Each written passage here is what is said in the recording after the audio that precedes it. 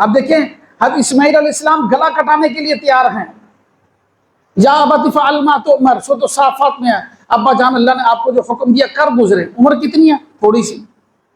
بعض روایت میں 13 سال، 13 سے کم ہی تھی، بعد میں 7 سال بھی آئی ہے، 9 سال 10 سال، کتنی عمر تھی؟ اس عمر میں کہہ رہے ہیں کہ ابا جان آپ کر گزریں. یہ فیضان نظر تھا یا کہ مکتب کی کرامت تھی؟ کس نے سکھائے اسماعیل کو آداب فرزند؟ الحمدللہ الحمدللہ وحدہ والصلاة والسلام علی من لا نبی بعدہ ولا معصوم بعدہ ولا رسول بعدہ ولا امت بعد امته ولا کتاب بعد کتابه نحمده ونصلي ونسلم على رسوله الكريم. اما بعد فاعوذ بالله من الشيطان الرجيم. بسم الله الرحمن الرحيم. واعلموا انما اموالكم واولادكم فتنة وان الله عنده اجر عظيم. وقال الله تعالى يا أيها الذين آمنوا قوا أنفسكم وأهليكم نارا وقودها الناس والحجارة. وقال النبي صلى الله عليه وسلم ألا كلكم راع وكلكم مسؤول عن رعيته، أو كما قال رسول الله صلى الله عليه وسلم.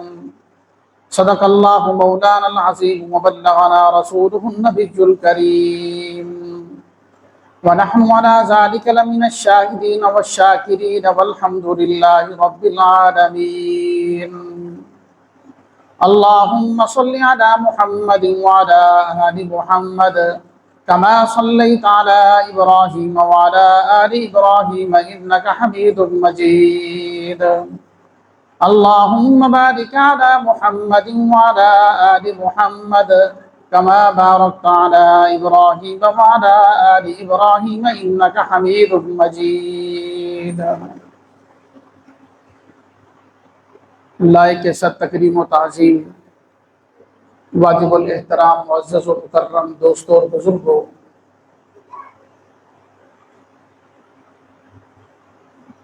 آج کے خطبہ جمعہ میں ایک اہم موضوع پر بات کرنی ہے،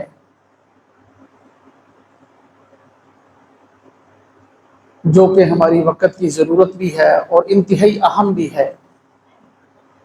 آج کا موضوع ہے اولاد کی ظاہری اور باطنی تربیت ہم کیسے کریں.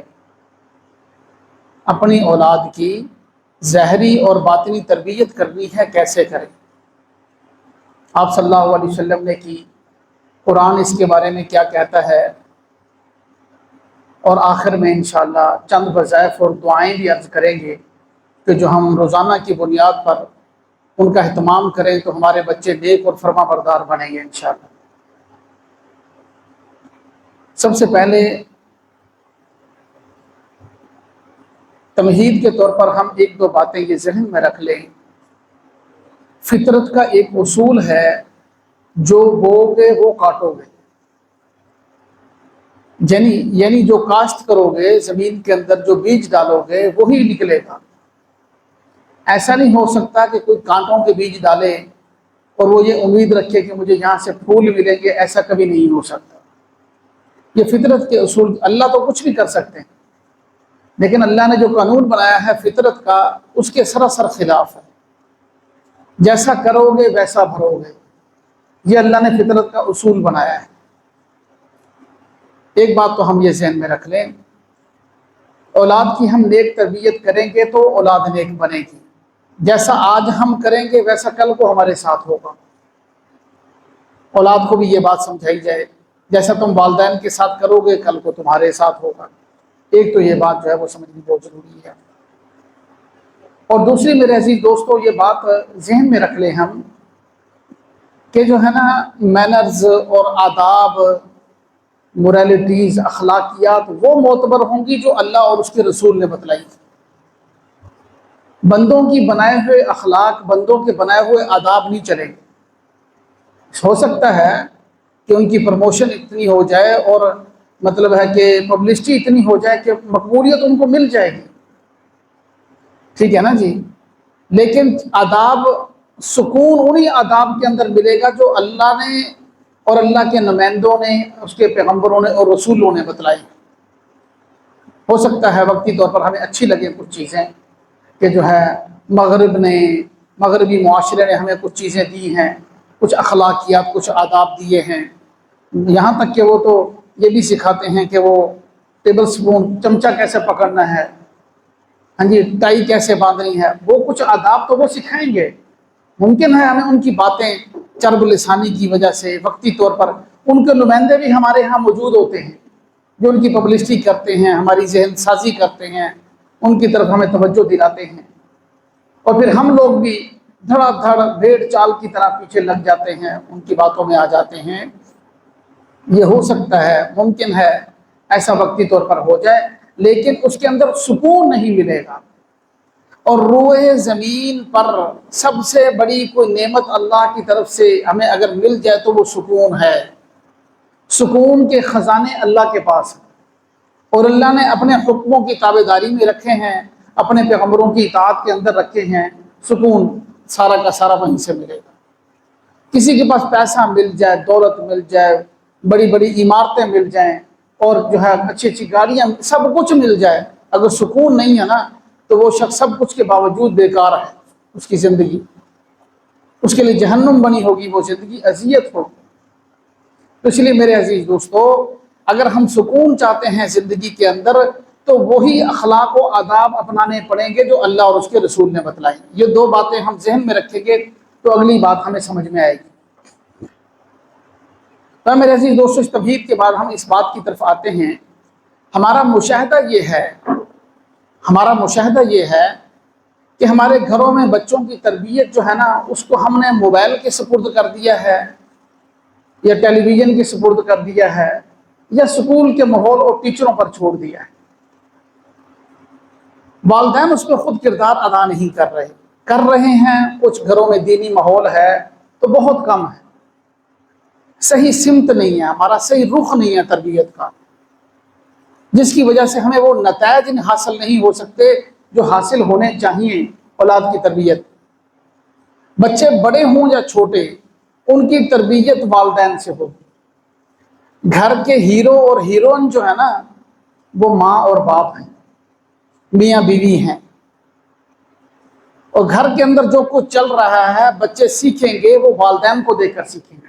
یہ بات ہم ذہن میں رکھیں. والدین اگر سیدھے ہوں، تربیت کریں، کوئی کچھ نہیں بگاڑ سکتا. گھر کا ماحول صحیح.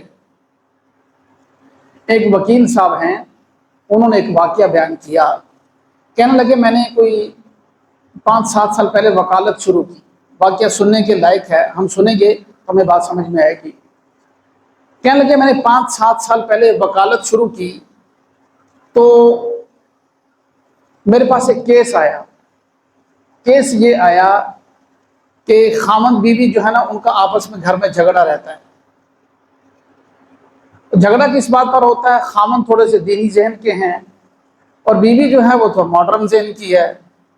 وہ کہتی ہے میں اپنے کالج یونیورسٹی کے جو کلاس فیلوز ہیں ان سے ابھی بھی ملوں گی، نائٹ کلب جاؤں گی، ان سے ہوٹلوں میں ملاقات کروں گی، چست لباس فوش لباس پہن میں کروں گی، میری مرضی ہے. تو اب کہنے لگی کہ مجھے تم روک نہیں سکتے. خامد روکے کہ پہلے جو کچھ ہو گیا ہے، بس اب ہمیں آپس میں رہنا چاہیے. اسی چکر میں ایک بیٹی بھی پیدا ہو گئی. اللہ نے ان کو بیٹی والی رحمت سے نواز دیا. اب ہوا یہ کہ جھگڑے تک بات پہنچی تو کیس عدالت میں چلا گیا، اور وہ کیس اسی وکیل صاحب کے پاس چلا گیا جو یہ اپنا واقعہ خود سنا رہے ہیں.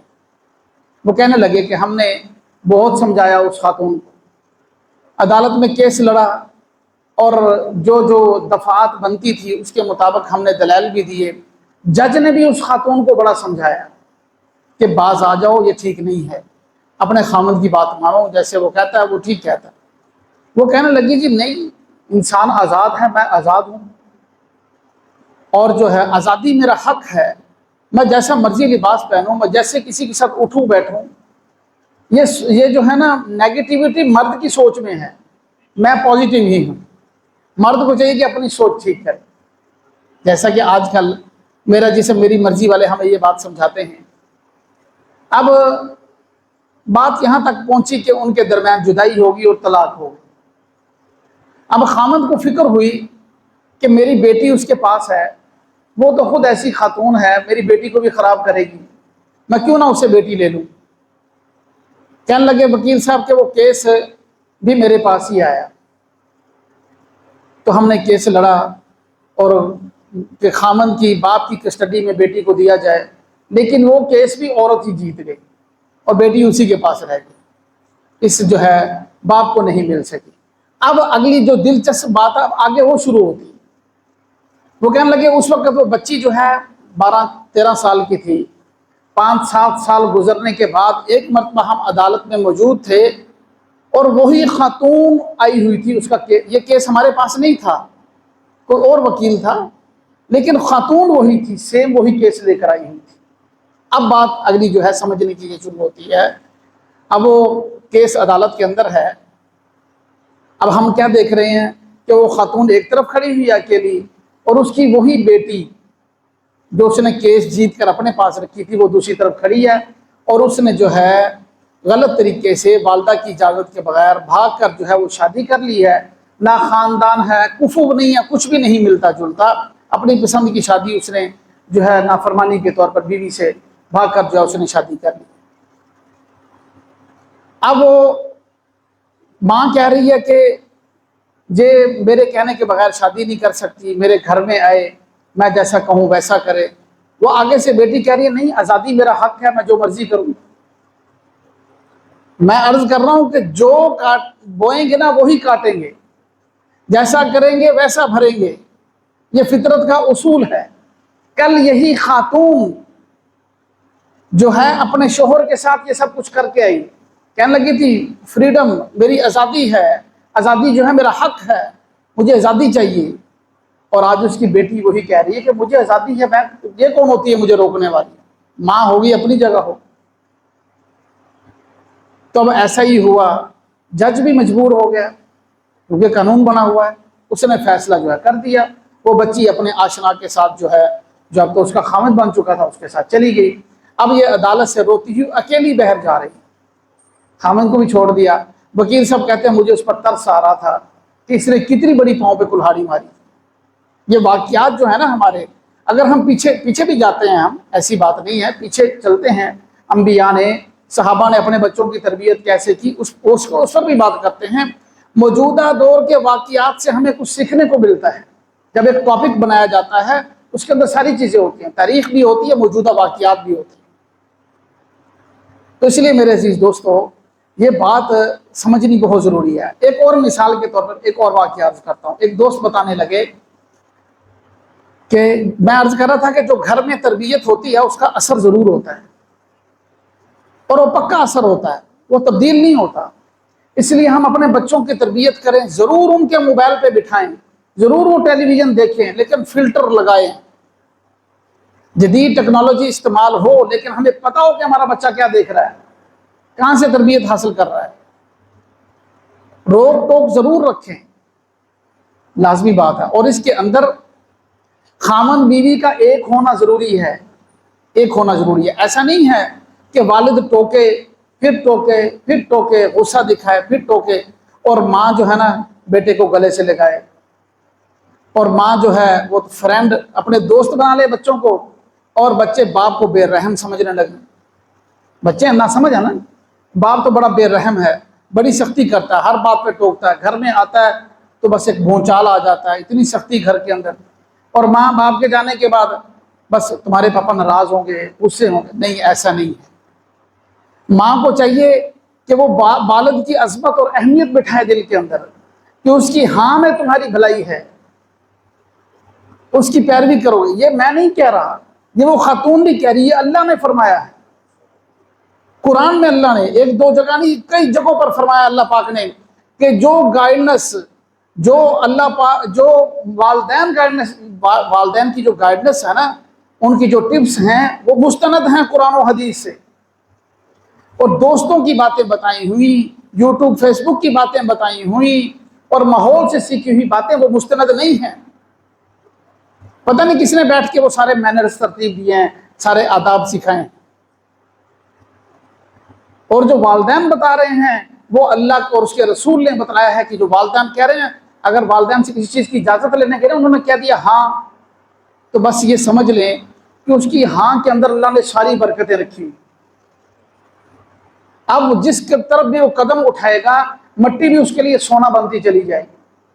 اگر والدین کہہ رہے ہیں کہ یہ کام نہ کرو اور اس کو سمجھ میں آ رہی ہے کہ سارے بزنس مین بھی یوں کہہ رہے ہیں، میری ماں سمجھ نادان ہے، میرا باپ پاگل ہے، مجھے روک رہا ہے اس کام سے، میں تو چند دنوں میں اتنا امیر ہو جاؤں گا، تو اگر اس نے نہ کر دی ہے تو یوں سمجھے کہ قرآن کہہ رہا ہے کہ نہ. تو قرآن نے کہا کہ والدین کی بات مانو، ان کی اطاعت کرو. اللہ کے رسول نے فرمایا کہ والدین کی اطاعت کرو. تو اس لیے خامد بیوی کا ایک ہونا بہت ضروری ہے اس معاملے میں. اگر والد روک رہا ہے تو بیوی بھی اس کا ساتھ دے اور بچوں کو سمجھائے کہ اس اپنے والد کی بات کی عظمت کرو اور اس کی بات کو مانو. یہ بات بہت ضروری ہے. اب اس پر میں نے عرض کیا، میں ایک مثال عرض کرنے لگا تھا، وہ یہ ہے کہ ایک دوست کہنے لگے کہ ہم یونیورسٹی میں پہلے سیمسٹر میں تھے تو 2 سگی بہنیں ہمارے ساتھ پڑھتی تھی. سوچنے کی بات ہے، 2 سگی بہنیں ہمارے ساتھ پڑھتی تھی جو عبایا پہن کر آتی تھی، مکمل لباس عبایا پہنی ہوتی تو بڑے احترام کی نظر سے ہر کوئی دیکھتا، ٹھیک ہے.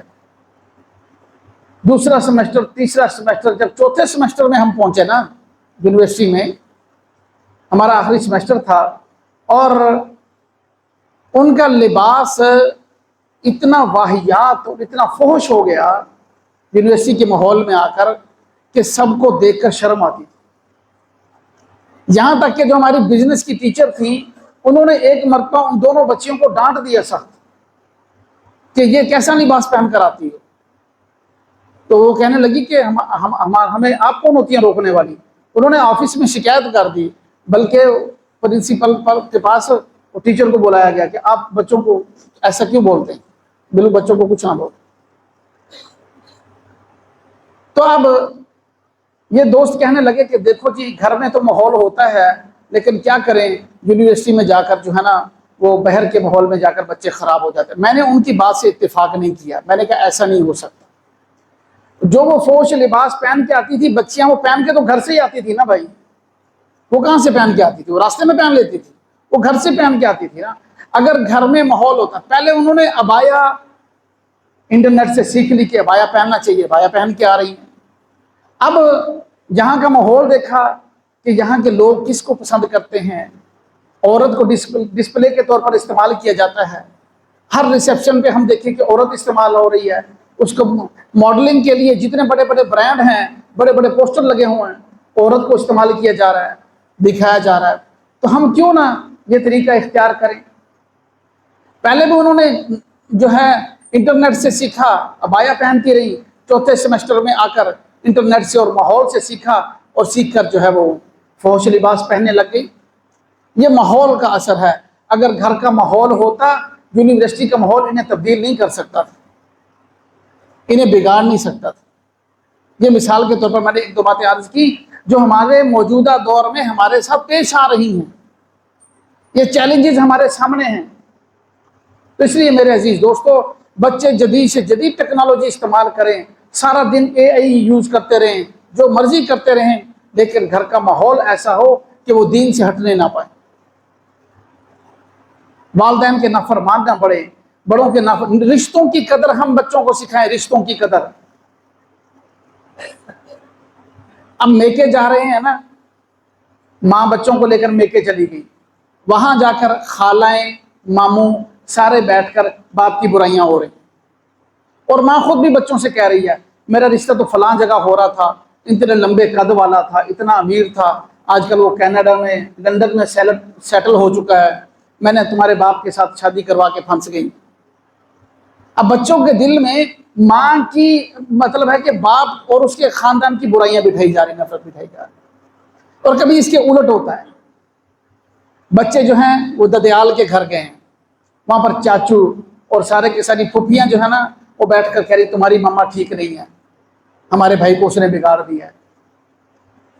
تو بھائی یہ ہوتا ہے معاشرے میں، یہ پھوپھیاں، یہ چاچے، یہ مامے، یہ خالائیں سارے اپنی اپنی شادیاں کر کے اپنے گھر بسا لیں گے، اولاد ہماری خراب ہوگی۔ اس لیے جب ہم نانوں کے گھر سے، دادوں کے گھر سے واپس آئیں تو بچوں کو سمجھائیں کہ نہیں، پھوپھیاں بھی تمہاری پھوپھیاں ہیں، وہ تمہارے والد کی بہنیں ہیں، اور خالائیں بھی تمہاری خالائیں ہیں، تمہاری ماں کی بہنیں ہیں۔ کسی رشتے کو بوجھ نہ سمجھے، اللہ پاک کے بنائے ہوئے رشتے۔ تو یہ بھائی بہت ضروری ہے یہ چیز، یہاں تک کہ میں عرض کروں کہ حدیث پاک میں آپ صلی اللہ علیہ وسلم کا معمول تھا کہ آپ تو فرماتے تھے کہ جو تمہارے والدین ہیں ان کے دوستوں کا بھی خیال رکھو۔ اس پر ایک واقعہ موجود ہے کتابوں کے اندر۔ حضرت عبداللہ ابن عمر رضی اللہ تعالی عنہ نے ایک شخص کو دیکھا۔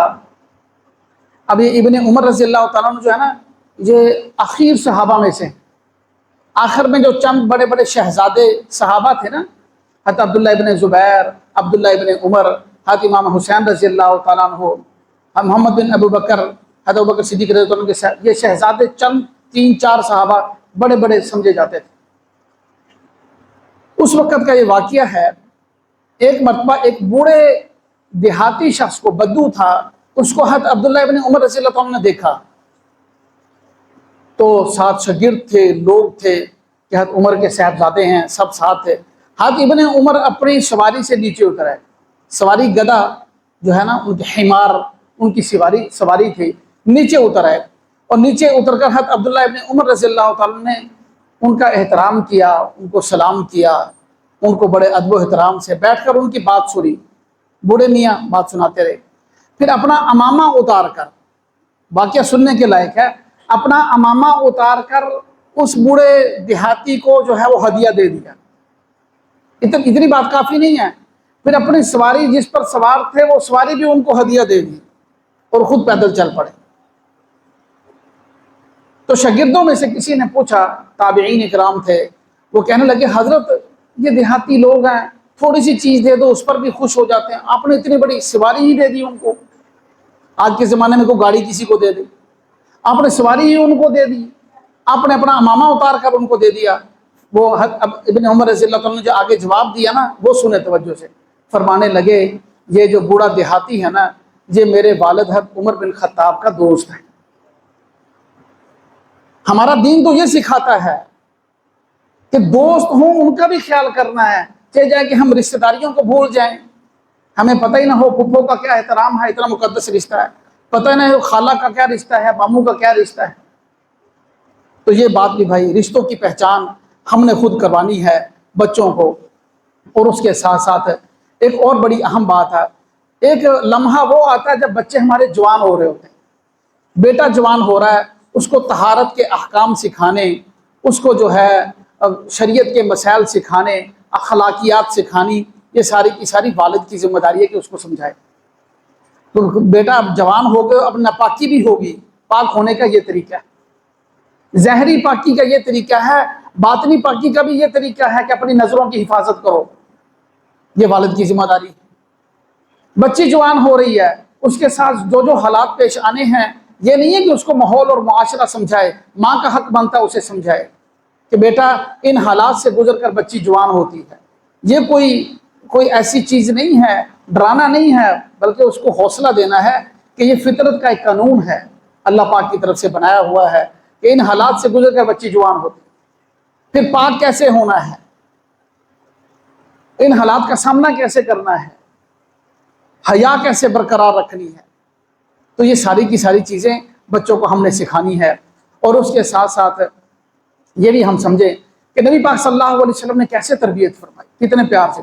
حضرت انس رضی اللہ عنہ فرماتے ہیں کہ میں 10 سال نبی پاک صلی اللہ علیہ وسلم کی خدمت میں رہا، آپ کی خدمت کی میں نے، آپ صلی اللہ علیہ وسلم نے کبھی مجھے ڈانٹا نہیں، کبھی مجھے یہ نہیں فرمایا کہ یہ تم نے کیوں کیا، کیوں کا زبان پر لفظ ہی نہیں ہے۔ 10 سال معمولی وقت نہیں ہے۔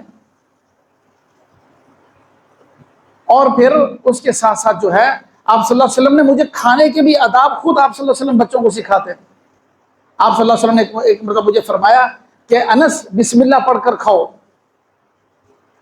کل بھی یمینی کا، انس دائیں ہاتھ سے کھاؤ، کل مما یلی کا، انس اپنے آگے سے کھاؤ، پورے برتن میں ہاتھ نہ گھومتا رہے تمہارا، اپنے آگے سے کھاؤ۔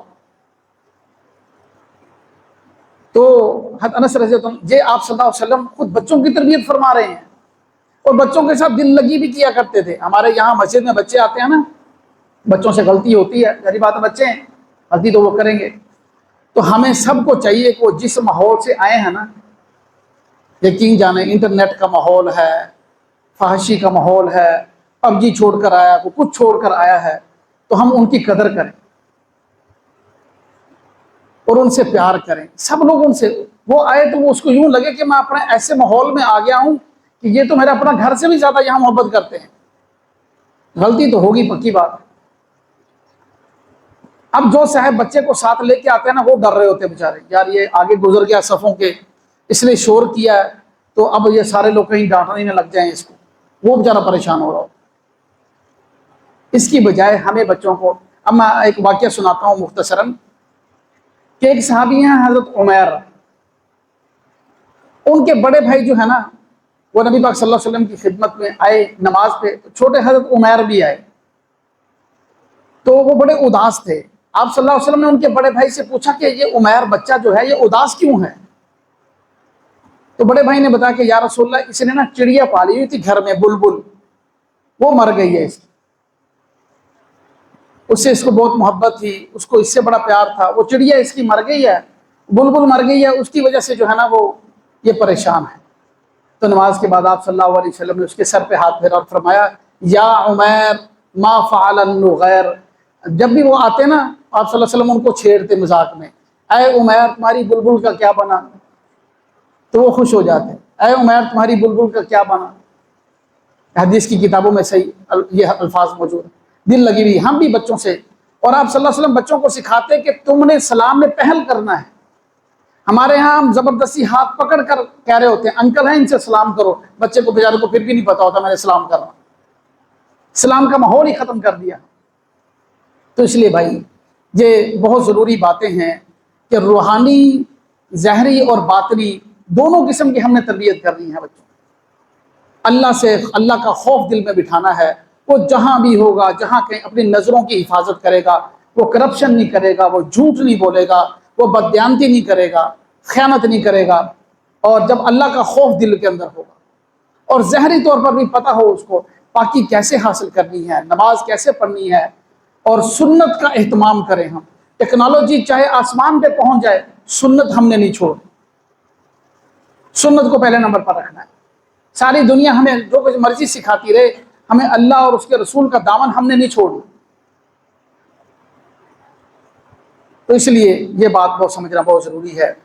اب یہاں پر ہم یہ سمجھیں کہ دیکھیں حضرت لقمان حکیم جو ہے نا قرآن پاک میں اپنے بیٹے کی تربیت کر رہے ہیں۔ سب سے پہلی بات انہوں نے کیا بتائی؟ روحانی تربیت ہے۔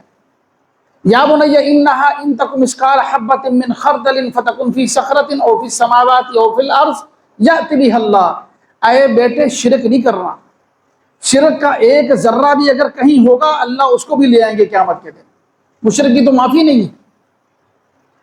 یا بنی اقم الصلاۃ، اے بیٹے نماز قائم کیا کرو، وامر بالمعروف ونہی عن المنکر، بھلائی کا حکم کرو، برائی سے منع کرو، واصبر علی ما اصابک، جو تکلیف ہے اس پر صبر کرو۔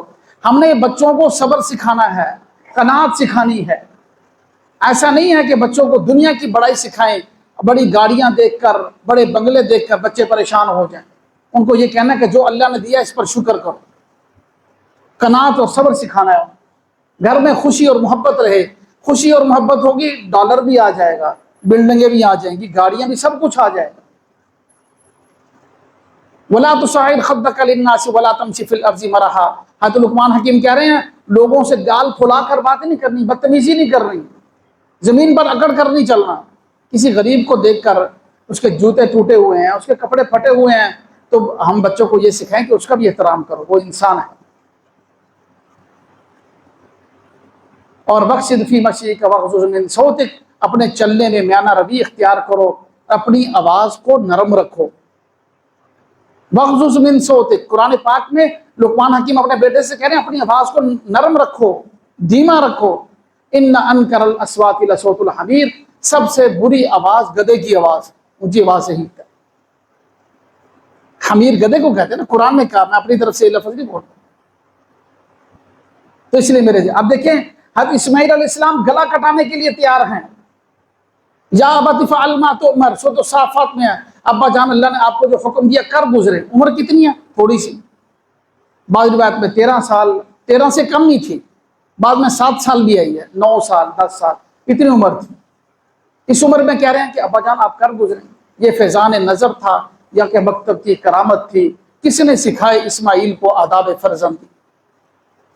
گھر کا ماحول ہے, یہ میاں بیوی نے مل کے بنانا ہوتا ہے. صبر, قناعت, اللہ کی رضا پر راضی رہنا. اور پھر ہم دعاؤں کا اہتمام کریں.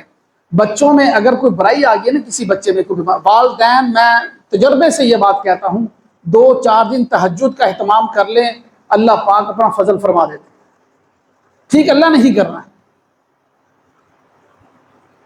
سورۃ فرقان کے بالکل آخر میں ایک دعا موجود ہے, ربنا هب لنا من ازواجنا وذرياتنا قرۃ اعین واجعلنا للمتقین اماما. اس دعا کو ہم اپنی اتحیات میں شامل کریں. اتحیات کے بعد جو دعائیں پڑھتے ہیں ان کے اندر اس دعا کو پڑھیں, اس کے اثرات ہم دیکھیں گے بچوں. اور ایک بہت ہی اہم وظیفہ, بالکل آسان, ہر بندے کو آتا ہے, بہت ہی اہم, آخری دونوں صورتیں معوذتین اور آیت الکرسی, ترتیب یہی رکھنی ہے. پہلے معوذتین پڑھنی ہے, پھر آیت الکرسی پڑھنی ہے, اول آخر درود پاک پڑھنا ہے. یہ 3 مرتبہ پڑھ کے نا روزانہ صبح و شام, بچے پاس ہوں, دور ہوں, کہیں ہوں, بیرون ملک ہوں, ان کے اوپر دم کر دیں, ایسے ہوا کے اندر پھونک مار دیں. دیکھیں, میں یہ تو تجربے سے کہتا ہوں کہ صرف 3 دن کر لیں, اس کا رزلٹ دیکھ لیں. فوراً نہیں, بلکہ 1 دن سے رزلٹ پتہ لگنے لگ جائے گا. خود بخود جو ہے نارمل ہو رہے ہیں بچے, نافرمانی سے فرما برداری کی طرف آ رہے ہیں, اطاعت کی طرف آ رہے ہیں. اس لیے میرے عزیز دوستو, ان وظائف کا بھی ہم اہتمام کریں, دعاؤں کا اہتمام کریں. اور اس کے ساتھ ساتھ کیوں قرآن پاک کا حکم ہے, یا ایھا الذین آمنوا قوا انفسکم واہلیکم نارا, اے ایمان والو اپنے آپ کو اور اپنے گھر والوں کو جہنم کی آگ سے بچاؤ. وقودھا الناس والحجارہ, جہنم کا ایندھن انسان اور پتھر ہوں گے. اب ہم اپنے گھر والوں کو جہنم کی آگ سے بچانا ہے, بچوں کو بچانا ہے نا, اس کے لیے ان کی تربیت بھی کرنی ہے اور پوری اپنی جو ہے نا کوشش کرنی ہے. اللہ پاک ہم سب کو عمل کی توفیق نصیب فرمائے. سنتے پڑھ لیں گے.